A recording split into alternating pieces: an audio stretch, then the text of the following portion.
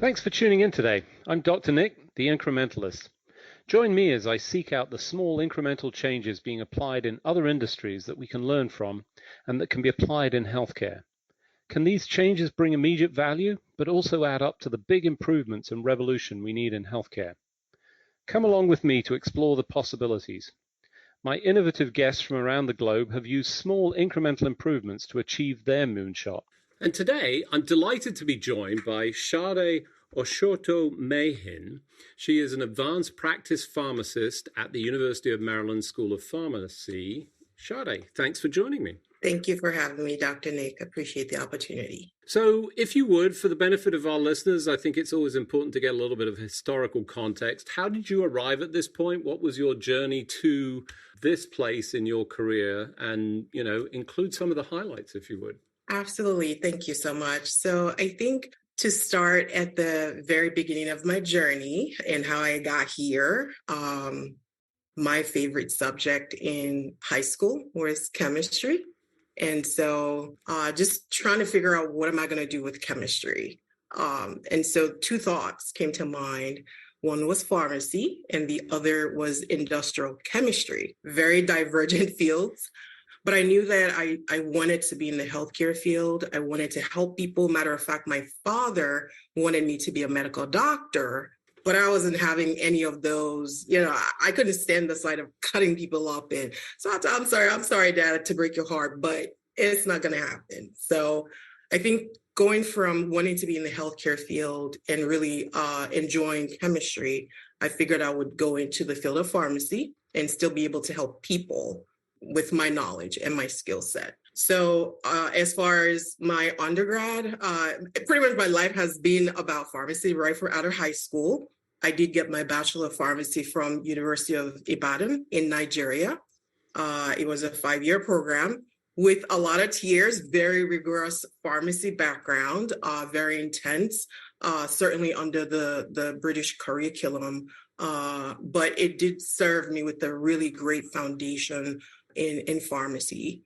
Fast forward, after that, I relocated to the United States and pursued my Doctor of Pharmacy degree in Albany College of Pharmacy. And that sort of layered more of the patient care clinical pharmacy built on the pharmacology from Nigeria, and really went into pharmacotherapy. Favorite aspect was definitely cardiology. That was my favorite aspect. I thought that I was going to do a residency and really go into clinical pharmacy, but sometimes life throws your curveball. So I ended up in retail pharmacy with Walgreens, where I spent the first 15 years of my career. First half was really just working as a retail pharmacist, helping patients with their medications. And the second half, I wanted to do something a little different. And so I started taking classes in a School of Nursing certificate programs in disease state management. And from that point, I was sort of put in charge of all the retail clinical services. So medication therapy management, immunizations, point of care health testing, all of that fell on my lap. Go figure it out, make it work. And, I that was really, really successful, not only on the district level, but even on the regional level. So I was working with other pharmacists in the same position. Subsequent to that, I got a text that said, hey, I have an interesting position and wondering where you're sort of at right now. And the text came from my current boss. And she said, I have a really great position for you. I've heard about some of the things you've done at Walgreens, all this implementation that you've done. And I'm looking to open up a telehealth center that's going to be led by pharmacists. And I need someone to take it from scratch. And so that was, for me, it was the next level. And that's currently where I am. This is now at the Center for Innovative Pharmacy Solutions at the University of Maryland. And what we really do is we work with different organizations. Some are contract-based, some are grants, we really want to test innovative healthcare models that involve a pharmacist to try to understand what are some of the problems. Why is the healthcare system not functioning the way it's supposed to? The infrastructure is there, the knowledge is there, the expertise is there. But when you compare the outcomes, patient outcomes, to other developed countries, the United States healthcare system is sort of behind. Sort of. So, just, being I'm nice just about saying. it. Being nice about it, You are very nice.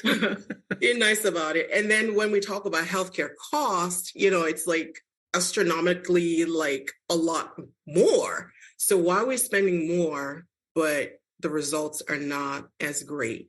I think that has been a really huge learning curve for me. And I continue to learn about it, and trying to figure out, what is it? Where did we get it wrong?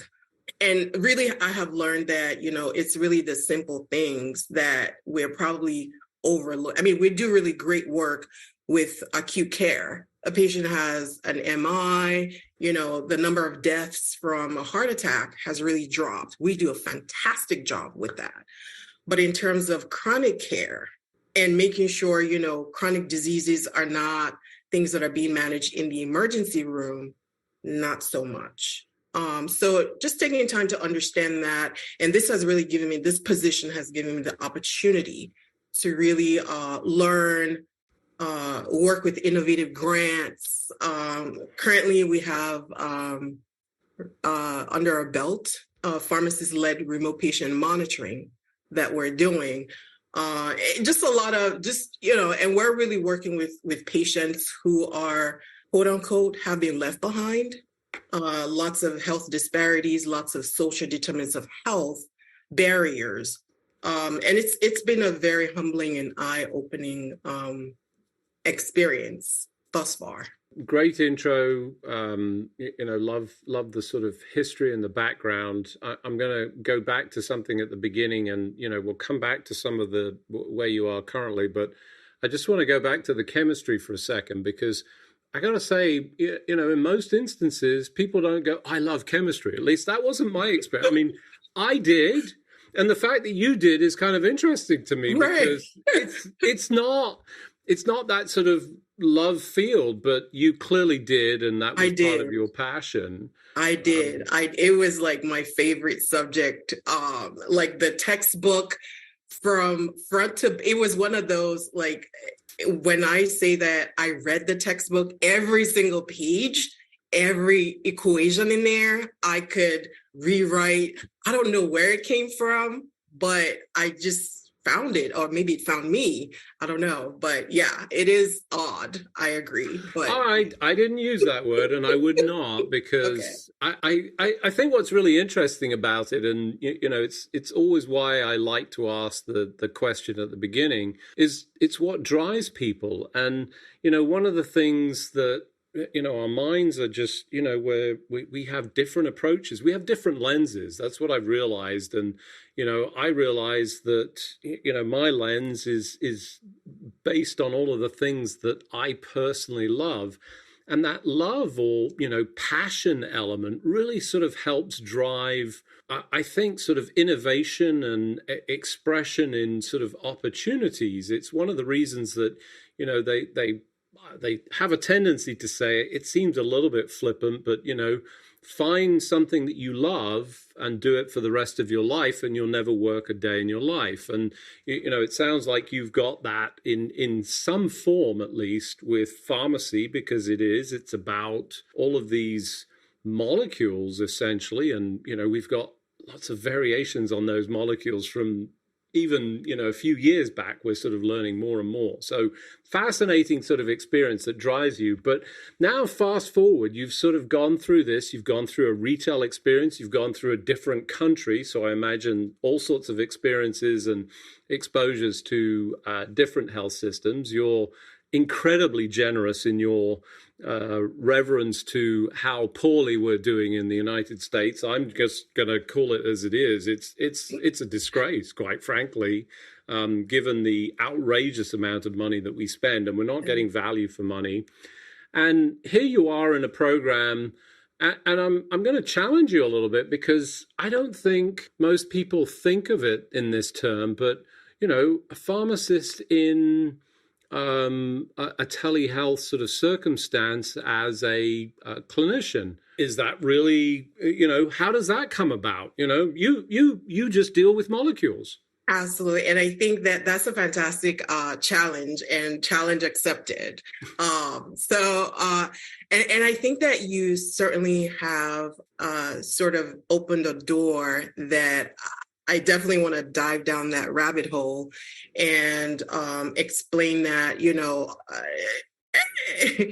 a lot of times when you say pharmacist, the idea that comes in people's minds, and I'm happy that it has changed from the druggist or the chemist with the, That's right. It used to be. Exactly. I'm happy that it's moved away from there, where it's these bottles that are amber colored glass bottles, like mixing things together, and now it's more that person behind the counter counting pills by 5. Certainly pharmacy has really, really evolved from there. And I think as at the time that I went to pharmacy school for my doctor of pharmacy degree, it was a lot of information. The level of training was impeccable. It was really intense. And the value that pharmacists can really bring to the table, it's astronomical. And to think about the fact that majority of chronic disease states are being managed with some type of medication, and we spend at least 6 years of our lives thinking and breathing nothing but medications. I feel like there's certainly like a lot of value that a pharmacist can bring to medication therapy management of chronic disease states. So definitely we're no longer the pharmacist that's counting by 5. We are definitely the professional that's collaborating with other healthcare professionals, whether it's a medical doctor, an NP, a social worker, a community health worker, and just bringing our like you said, our lens and our piece of the puzzle to complete that holistic whole person healthcare that's been delivered to the patient. So yes, we're no longer we have a lot more. We've definitely advanced, and there's a lot more that we are contributing and would still love to contribute to improving healthcare in the United States. Absolutely. So for those of you just joining, I'm Dr. Nick, the Incrementalist. Today I'm talking to Sadé Osotimehin. She is a advanced practice pharmacist at the University of Maryland School of Pharmacy. I was just challenging her and saying, well, pharmacist, as you rightly pointed out, I'd truly forgotten it. And I think it may actually be a Britishism. They were the chemist. I don't know if that was true in the United States, but, in fact, I think people still talk and, generationally they'll talk about, oh, I'm going to the chemist. And, I think Americans would go, what? That's the pharmacist, to be clear.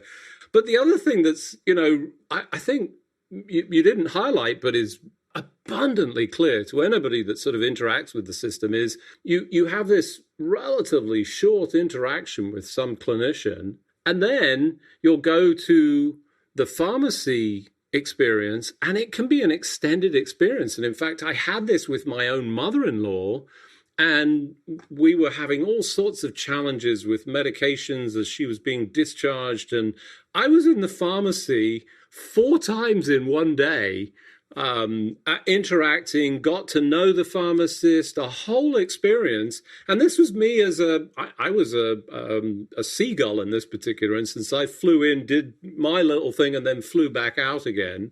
So I wasn't continuously involved, yet I got to know that of all the people I got to know, it was the pharmacist. And I think that's one of the areas that gets lost in some of these discussions, is that they're, not only do they have that extensive clinical skill set, and as you point out, big component of the treatments that we deliver to patients, especially in chronic disease, we're managing with medications in many instances. In fact, those are the preferred terms for many, not all.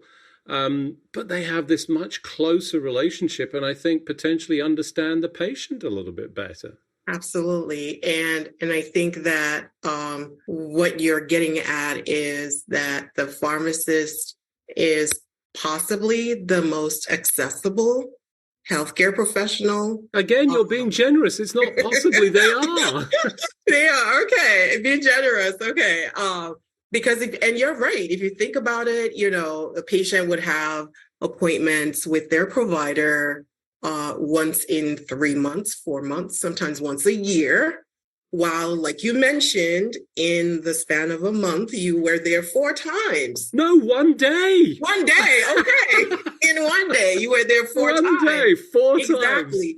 And I think that the healthcare system really needs to start to think about the pharmacist as a point of access into the healthcare system. Let's not wait until the patient is so broken and the cost of management is further down. Let's use the pharmacy, especially in the ambulatory care setting, as a point of contact with pharmacists are in the community. It's easier to identify patients who are not doing very well, connecting those patients to care, as opposed to patients showing up when they're symptomatic, things are broken, complications are in place, sometimes irreversible, and the cost is astronomical. Right. And I think it's important here because one of the pushbacks that, frequently get is, well, show us, as I would say, the proof is in the pudding, and in this case, in the data. And I think in this particular instance, you can actually demonstrate the value proposition, not just from, anecdotal stories that I can relate and you can obviously tell, but you actually have data that demonstrates this, right? Absolutely. We have a lot of data. We're still gathering data as we speak. We're still publishing data as we speak. And we certainly, even recently, put out a manuscript of some of the work that we did in collaboration with paramedics in Baltimore City, the fire department. Really innovative healthcare model, really just trying to work with a population that's just really high levels of disparity, such a lot of healthcare burden. And it's a population that, because if you go to Baltimore City, there's just a lot of lots of hospitals, lots of schools. Johns Hopkins is there, University of Maryland is there, University of Maryland Medical Center is there, Johns Hopkins Hospital is there. But these patients are right smack in the middle of all that knowledge, and they're doing so poorly. And there's been over decades attempts at how do we help the patients in this particular zip code in Baltimore City. And so this particular innovative healthcare model came about between the doctors at University of Maryland Medical Center, specifically Dr. Mercosi, and the Baltimore County Fire Department. And the thought was for the patients who are high utilizers of the ER or frequently calling 911, for chronic disease states, how do we deploy the paramedic team to the home to figure out, first off, is this care that we could give to you right in your home? And if you even made it into the ER, got admitted, how do we come to your home and figure out what was broken in terms of your chronic healthcare management? And how can we fix that so that you start to seek care from the primary care practices as opposed to coming to the hospital, which is more expensive. So the team involved the paramedic, community health workers, definitely our team, pharmacists, and either a nurse practitioner or a medical doctor. So in this space, what we really did and what we really focused on, since our area is really medication management, was when patients are going from the hospital to the home, we know there's a lot of changes in the hospital. One, do the patients even understand what those changes are? And two, when they do go home, so your furosemide was changed to torsemide. These are patients with, again, low health literacy levels. They're not sure, if it's in their home, they're going to take it. So you'll find the patient going home, taking torsemide and furosemide together because they're both in the home. And then that's acute kidney injury right back in the hospital. So that's sort of like where we come into the picture. So you come home, we want to know what were the medications you were discharged home with, and have you been able to obtain those medications? And if you've been able to obtain those medications, are there barriers with taking your meds, organizing your meds? What was discontinued? Do we need to make sure that you need to follow up with the PCP for a medication that was put on hold? And I would also really like to emphasize the role that Dr. First really played, because they were sort of like helping us connect all the dots as far as what are the patients doing with their meds and are they even adhering to their meds. We found that in our intervention, 20% of patients who had CHF improved with their medication adherence, and 25% of those who had COPD improved on their medication adherence in that particular study. I think most places would dream of getting drugs that give you that much of a positive impact or counter to disease process. So obviously, highly impressive results. In the time that we have left remaining, you mentioned a little bit about SDOH and the challenges. Share a little bit of your thoughts around that and where that comes in and what you've seen as as part of your practice. Absolutely. Thank you, Dr. Nick, for that question. So, for example, again, I can go right back to this particular group of patients, and we'll find that some patients are discharged home. When we call as a pharmacist to do a medication reconciliation, making sure what the patient was discharged with is what they're taking, and making sure we're taking away medications that have been discontinued, we'll find that patients, perhaps we're calling on day 6, they still don't have their meds that were written for after discharge use. And when you ask the patient, it's things as, I don't have transportation to get to the pharmacy. And so some of what we've started to do is let's identify pharmacies that are able to deliver medications to the patient at home. And we'll work with the patient. Are you okay with us switching your pharmacy so that you can you can't go to the pharmacy, but the pharmacy can come to you type of situation. So those are some of the things that we've done to work with the patient. Sometimes it's the cost, and we're either working to find a cheaper alternative, or we're trying to find some type of patient assistance program that's going to support the patient. But either way, we want to make sure the solution is long-term, not a 30-day Band-Aid, because then they're going to go right back to, so we really want to fix whatever the barriers are. If it's beyond our scope, then we would pull in like a community health worker to help connect the patient to resources, because the resources are there. It's just that the demand for the resources and the supply of the resources are not connecting. So we make sure that we're also doing care coordination to other, whether it's a social worker or community health worker, to help with those types of barriers. Again, as I listen to that, it's the sort of, it's the element of being there, seeing things, being on the ground, being connected, and having the time as much as anything. And, all due respect to the other folks that are delivering care, they're driven by systems that don't allow for that. That perhaps used to happen in the past, but not so much. And, here's an opportunity to really drive this in ways that are clearly delivering benefits, as you demonstrated. Unfortunately, as we do each and every week, we've run out of time.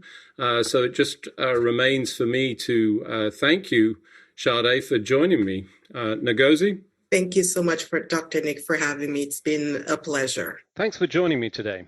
Do you have any better ideas, or have you found a small incremental change that's brought about a big improvement in your world? Let's continue the conversation on our hashtag, The Incrementalist, or share with me at DrNick1 on Twitter.